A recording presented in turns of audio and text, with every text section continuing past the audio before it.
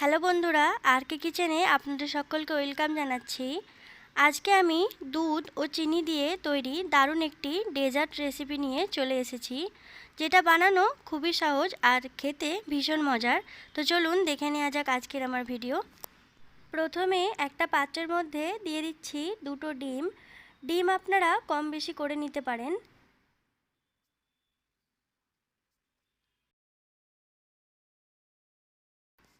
দিয়ে দিচ্ছি পরিমাণ মতো চিনি। চিনিটা অবশ্যই আপনারা আপনাদের স্বাদ অনুযায়ী ব্যবহার করবেন।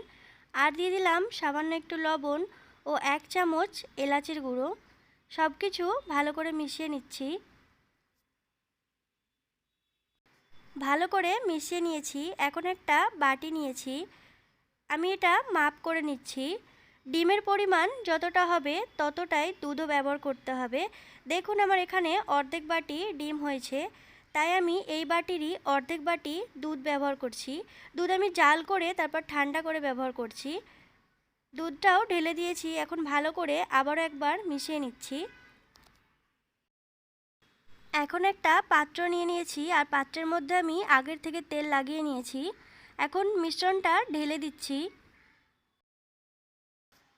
গ্যাসের ফ্লেম চালু করে আমি একটা কড়ার মধ্যে জল গরম করে নিয়েছি।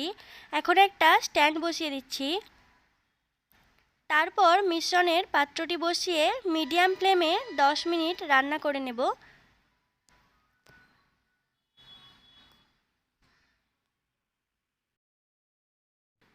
দশ মিনিট পর ঢাকনাটা খুলে নিচ্ছি ও একটা কাঠির সাহায্যে আমি চেক করে নিচ্ছি।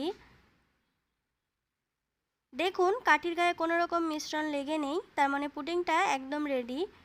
এখন আমি এটা ঠান্ডা করে তারপর একটা পাত্রের মধ্যে নিয়ে আপনাদের দেখাচ্ছি। আপনারাও বাড়িতে এই ডিম ও দুধের পুডিংটা বানিয়ে দেখতে পারেন।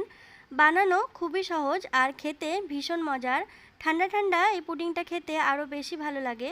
বাড়িতে বানালে আপনারা কমেন্ট করে জানাবেন খেয়ে আপনাদের কেমন লাগলো।